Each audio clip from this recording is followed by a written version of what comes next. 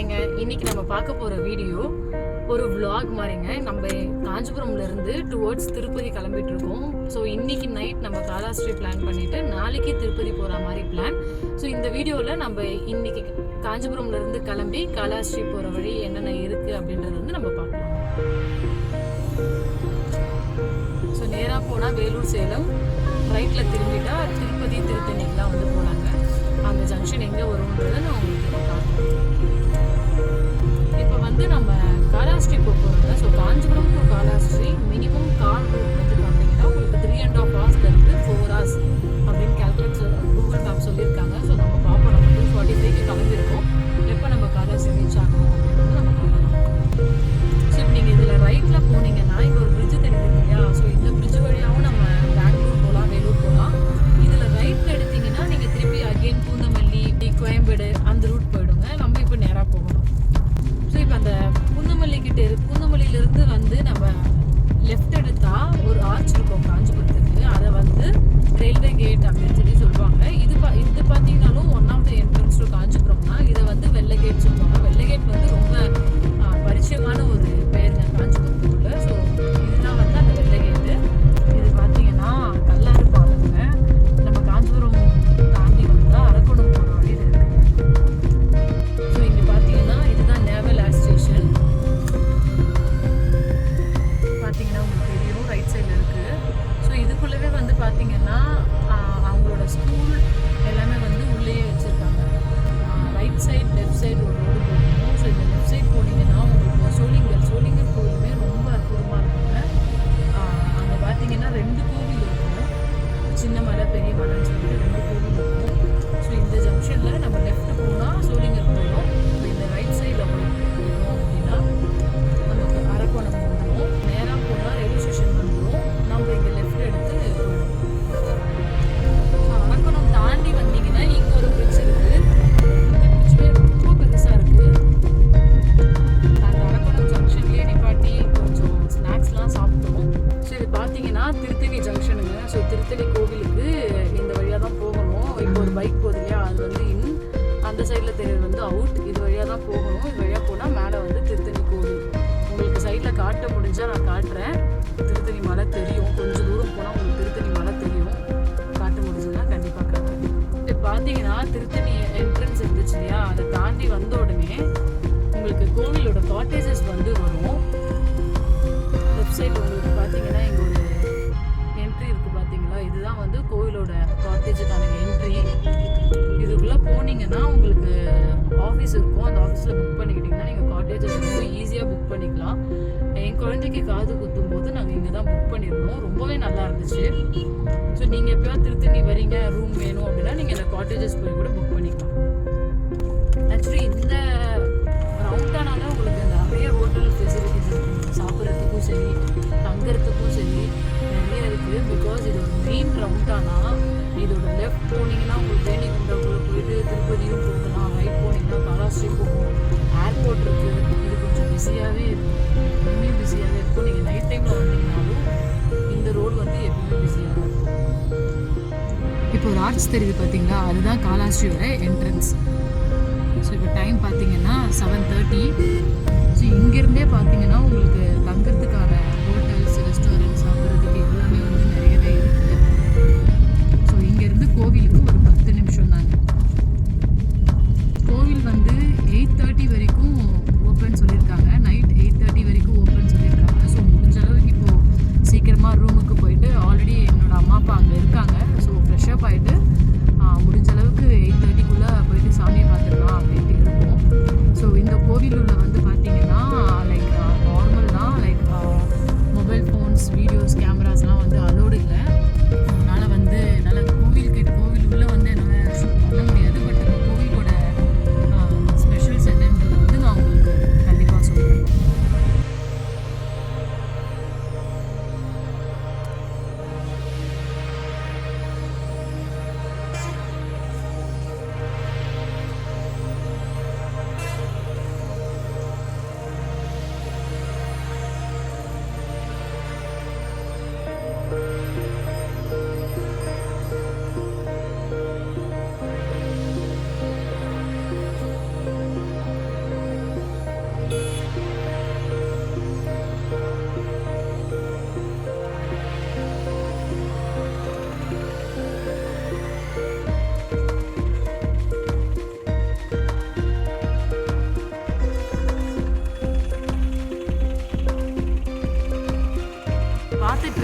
அதுதான் வந்து தேர்.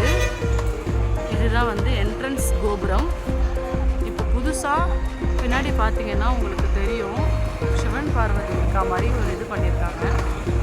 ஸோ இங்கேருந்து அப்படியே பார்த்தீங்கன்னா பக்கத்துலேயே உங்களுக்கு பஸ் ஸ்டாப்புங்க. ஸோ உங்களுக்கு பஸ் இறங்குற உடனே நீங்கள் உள்ளே போகலாம். இப்போ இங்கே வந்து பார்த்தீங்கன்னா இதுதான் வந்து காளி கோபுரம். இதுதான் வந்து உடஞ்சிருந்தது, இப்போ தான் வந்து இதை கன்ஸ்ட்ரக்ட் பண்ணியிருக்காங்க. ஸோ ரொம்ப வருஷமாகவே இது உடஞ்ச நிலையிலே இருந்தது, இப்போ தான் புதுசாக வந்து கன்ஸ்ட்ரக்ட் பண்ணியிருக்காங்க. கோபுரம்க்கு ஆப்போசிட் இருக்கிற ரோட்டில் பார்த்தீங்கன்னா நிறைய ரெஸ்டாரண்ட்ஸ், ரெசிடென்சிஸ் இருக்குது. நல்லாவே இருக்குங்க. ஸோ அதை நாங்கள் போட்டிருந்த ரூம் எப்படி இருந்ததுங்கிறது உங்களுக்கு ஒரு ரூம் போட்டிருக்கேன். நீங்கள் அந்த வீடியோவில் போய் பார்த்து தெரிஞ்சுக்கலாம்.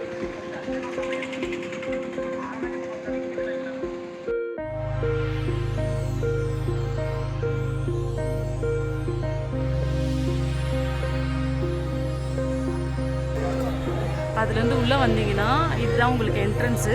இது பக்கத்துலேயே பார்த்தீங்கன்னா உங்களுக்கு மொபைல் வைக்கிற இடம் இருக்குது. ஸோ இங்கே நீங்கள் உங்கள் மொபைல் அண்ட் லக்கேஜை கொடுத்துட்டு கூட உள்ளே போகலாம். இங்கே உங்களுக்கு ஸ்கேன் பண்ணுவாங்க. வே டு தர்ஷன் போட்டிருக்கல, உங்களுக்கு ஸ்கேன் பண்ணி உள்ளே விடுவாங்க. இப்போ நம்ம நேற்று நைட்டு தரிசனம் பார்த்துட்டோம். ஸோ இப்போ நம்ம வந்து கண்ணப்பனார்கிட்ட தான் போகிறோம். இப்போ நம்ம எங்கே நிற்கிறோன்னு பார்த்தீங்கன்னா கண்ணப்பனார் கோயில் போகிற இது படிக்கட்டில் தாங்க நிற்கிறோம். ஸோ நம்ம இங்கே தெரியுதுங்க இல்லையா, அந்த வழியில் தான் வந்தோம். வந்து இந்த வழியாக படிக்கட்டு ஏறி நம்ம சும்மா ஒரு ஜஸ்ட் ஒரு 20 ஸ்டெப்ஸ் தான் ஏறி இருப்பேன். அதுலேருந்து தெரிகிற வியூ இதுதான். ஸோ மேலே உங்களுக்கு அங்கே ஒரு கொடிமரம் தெரியுது இல்லையா, அங்கே தான் இப்போ நம்ம போக போகிறோம். ஸோ கிட்டத்தட்ட ஒரு 300 ஸ்டெப்ஸ் நம்ம ஏறி இருப்போம். அதுக்கப்புறம் நம்ம அட்லாஸ்ட் கண்ணப்பனார் கோயிலுக்கு வந்தாச்சுங்க. ஸோ பார்த்தீங்கன்னா இங்கே என்ட்ரன்ஸ்லேயே பார்த்தீங்கன்னா உங்களுக்கு கண்ணப்பனார் இருக்கார். இதுதான் வந்து கண்ணப்பனார். இப்போ கண்ணப்பனாரை பார்த்துட்டு இப்போது அவரோட சன்னதி நம்ம சுற்றி வரோங்க. ஸோ கண்ணப்பனார் கோயிலோட கொடிமரங்க.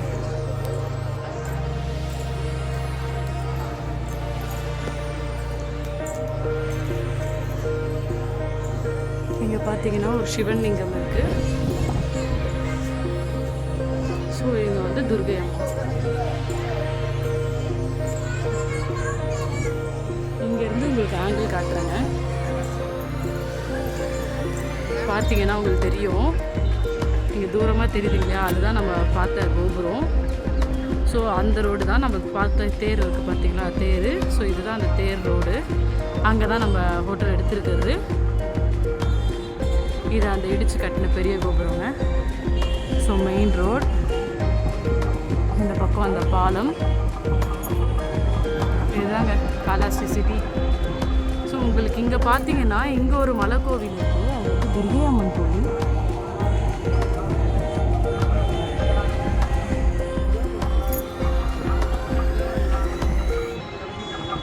ஸோ ஓவரால் சிட்டி நான் வைட் ஆங்கிளில் காட்டுறேன். ஒரு தடவை கண்ணப்பனார் வந்து சிவன்லிங்கத்தில் பூஜை பண்ணிகிட்டு இருந்தப்போ சிவன்லிங்கம்லேருந்து அவரோட ஒரு கண்ணில் வந்து ரத்தம் வந்திருக்குங்க. ஸோ அவர் என்ன பண்ணலான்னு யோசித்து அந்த கண்ணிலேருந்து வர ரத்தத்தை நிப்பாட்டணுன்றதுக்காக அவர் வந்து அவரோட ஒரு கண்ணை பறித்து சிவனுக்கு வச்சுட்டாருங்க. அந்த சிவனுக்கு இப்போ ரத்தம் நின்றுடுச்சின்னு சந்தோஷப்படுறப்போ இன்னொரு கண்ணிலேருந்து ரத்தம் வர ஆரம்பிச்சிருக்குங்க. அப்போது அவர் என்ன பண்ணுறதுன்னு தெரியாமல் அவரோட கால் எடுத்து அவரோட கண்ணை மூடி இன்னொரு கண்ணையும் எடுத்து சிவனுக்கு வச்சாருங்க. அப்போ அவர் ரத்தம் நின்னதுக்கப்புறம் தான் கண்ணு போனதுக்காக ஃபீல் பண்ணல, சிவனுக்கு நம்ம கண்ணு கொடுத்து சிவனுக்கு வர ரத்தத்தை நம்ம நிப்பாட்டிட்டோன்னு அவர் ரொம்ப சந்தோஷப்பட்டார். ஸோ அதனாலே அவருக்கு ஒரு பேர் வந்து கண்ணப்பனார் அப்படின்னு வந்து வச்சுருக்காங்க. இதுதான் வந்து அதோட ஸ்டோரி. ரொம்ப ஷார்ட்டாக சொல்லியிருக்கேன். இங்கேருந்து பார்த்தீங்கன்னா உங்களுக்கு அந்த சிவன் பார்வதி தெரியுதாங்க. ஒரு சிவன்லிங்கம் சொல்லியிருந்தேன் இல்லைங்களா, ஸோ இந்த சிவன்லிங்கத்துக்கு தான் கண்ணப்பனார் வந்து பூஜை பண்ணிட்டு இருந்தப்போ இந்த சிவன்லிங்கம்லேருந்து தான் ரத்தம் வந்ததாக சொல்லப்படுதுங்க. நான் கேட் நம்பர் 4ங்க. ஸோ இந்த கேட் உள்ள போகும்போதே ரைட் சைடில் உங்களுக்கு டிஃபன் கடை இருக்குது. இட்லி, பொங்கல், பூரி எல்லாமே இருக்குது, வடகரி எல்லாமே இருக்குது, நல்லாவும் இருக்குது. ஸோ இந்த கோபுரத்துள்ள போயிட்டு நீங்கள் லெஃப்ட் எடுத்தீங்கன்னா உங்களுக்கு கோவில் வந்துடும். கேட் 4 ரொம்ப இம்பார்ட்டன்ட் சொல்லுவாங்க. ஏன்னா இந்த கேட் 4க்குள்ளே போனால் தான் இதோட எண்டில் ரைட்டில் உள்ளே போனீங்கன்னா கோவிலோட தங்குற இடம் இருக்குது. So per room without AC 250, AC 1000 rupees. இதில் நீங்கள் புக் பண்ணணும் அப்படின்னா பியூர் ஆஃபீஸ் வந்து நீங்கள் அவைலபிலிட்டி பார்த்து புக் பண்ணிக்கலாங்க. ஸோ கேட் 4 சாமி பார்க்குறதுக்கும் வரலாம், டிஃபனுக்கும் வரலாம், அண்ட் ஆல்சோ ரூம் புக் பண்ணுறதுக்கும் வரலாம். இந்த கேட் 4க்கு ஆப்போசிட்டே பார்த்தீங்கன்னா மூலி கிருஷ்ணர் கோயில் அப்படின்ட்டு ஒரு கோவிலும் இருக்குங்க. உங்களுக்கு இது பக்கத்தில் தான் ஆறு ஓடிக்கிட்டு இருக்கு. ஆற்று பக்கத்துலேயே வந்து பார்த்தீங்கன்னா ஜல விநாயகர் அப்படின்னு ஒருத்தர் இருப்பாருங்க. ஸோ இந்த ஆற்றை கறக்கிறதுக்கு முன்னாடி ஜல விநாயகரை வழிபடணும்னு சொல்லிட்டு வழிபட்டுட்டு தான் சிவன் வந்து ஆற்றை கடந்ததாக சொல்லப்படுது.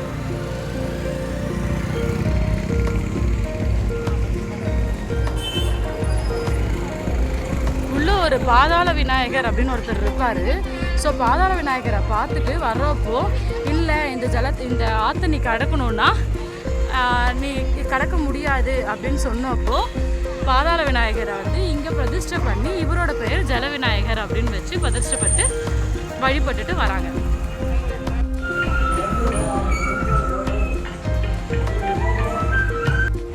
இந்த கோவில் உருவான டைமில் பார்த்தீங்கன்னா இங்கே தான் வந்து நாகதோஷம், ராகுகேது தோஷம் எல்லாமே வந்து இந்த இடத்துல தான் வந்து பண்ணிட்டு இருந்தாங்க. இப்போ வந்து கோவில் உள்ளேயே வந்து different tickets like 500 rupees, 750 rupees, 1500 ரூபா, 2500 ரூபா, 5000 ரூபா அப்படின்ட்டு நிறைய விலையில் வந்து கோயில் உள்ளேயே வந்து இப்போ பண்ண ஆரம்பிச்சிட்டாங்க. அதுக்கு முன்னாடி இங்கே தான் வந்து பண்ணிட்டு இருந்தாங்க.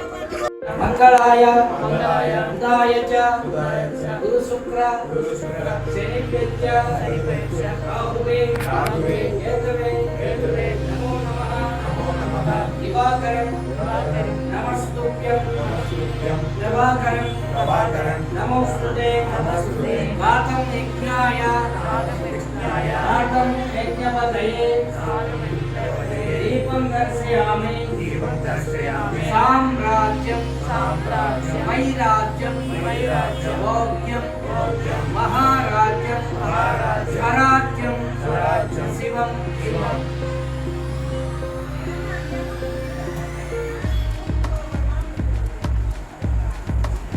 இந்த கோபுரம் தாங்க கேட் நம்பர் 1ன்னு சொல்கிறாங்க. ஸோ இந்த கேட் நம்பர் 1 இந்த கோபுரத்தோட பேர் வந்து ஞானாம்பிகை கோபுரம்.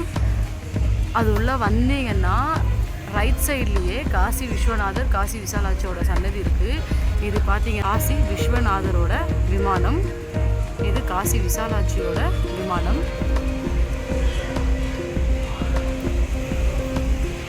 இங்கே தாங்க மாலைலாம் செய்கிறாங்க. ஸோ மாலை செஞ்சு கோயிலுக்குள்ளே போகிறது இங்கேருந்து தான் செய்கிறாங்க. இதுதான் என்ட்ரன்ஸ். நம்ம இந்த வழியாக தான் வந்தோம். என்ட்ரன்ஸ்லேயே ஒரு பிள்ளையார் இருக்கார். ஸோ உள்ளே போனீங்கன்னா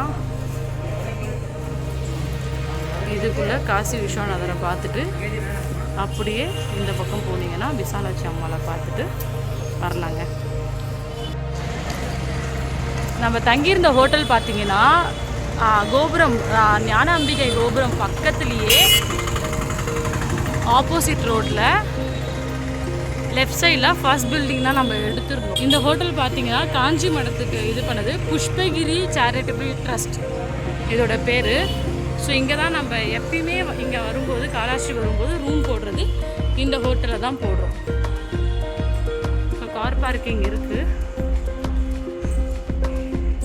காலாஸ்ரீயில் ஆக்சுவலி கார் பார்க்கிங் வச்சு அதுவும் கிடைக்கிறது ரொம்ப கஷ்டங்க. ஸோ இந்த ஹோட்டலில் வந்து அது இருக்குது. நான் சொல்லியிருந்தேன் இல்லைங்களா, இதுதான் இவரோட மடத்துக்கு தான் அது போகுது.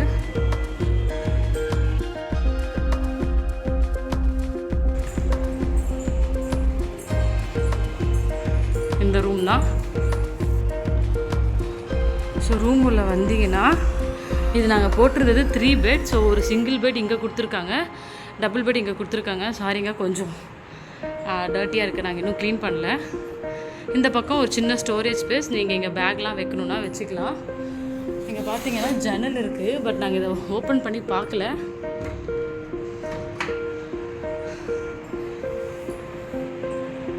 ஸோ இங்கே ஒரு ரூம், இங்கே ஒரு டோர் இருக்குது பார்த்தீங்களா. இது ஏன் அப்படின்னா நம்ம இன்கேஸ் ஒரு 8 மெம்பர்ஸ் வரும் அப்படின்னா இது பக்கத்தில் இருக்க ரூமையும் சேர்த்து நம்ம ஓப்பன் பண்ணி கொடுப்பாங்க. அப்படி கொடுத்தா நம்ம இங்கே 4 பேர் தங்குற இடத்துல அந்த ரூமையும் நம்ம ஆக்சஸ் பண்ணி 8 to 9 மெம்பர்ஸ் வந்து நம்ம ஸ்டே பண்ணிக்கலாம்.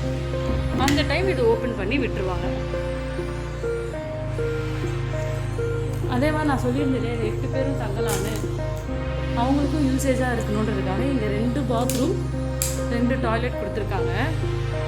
ஸோ இந்த சைடும் இருக்கிறது பாத்ரூம், அந்த 2 பக்கம் இருக்கிறது டாய்லெட். இப்போ நம்ம 4 பேர் தான் தங்கியிருக்கோன்றதால ஒரு டாய்லெட் நமக்கு ஆக்சசிபிள் இல்லை. ரொம்ப க்ளீனாகவே இருக்குங்க, ரொம்ப டர்ட்டியாலாம் இல்லை, ரொம்ப க்ளீனாகவே இருக்குது. இங்கே சார்ஜஸ் பார்த்தீங்கன்னா வித்தவுட் ஏசி, நான் ஏசி வந்து 1100, ஏசி ரூம் வந்து 1800. இது வீக்கெண்ட்ஸில் இந்த சார்ஜஸ், வீக் டேஸில் வந்தீங்கன்னா இன்னுமே கம்மியாக இருக்கும். இதுதாங்க ரூம். நெக்ஸ்ட் டே நம்ம என்னெல்லாம் பண்ணோம் அப்படின்றத பார்ட் 2 வந்து நான் டிஸ்கிரிப்ஷன் பாக்ஸில் லிங்க் கொடுத்துருக்கேன், போய் பார்த்து உங்களோட சப்போர்ட்டை கொடுங்க. Thank you friends.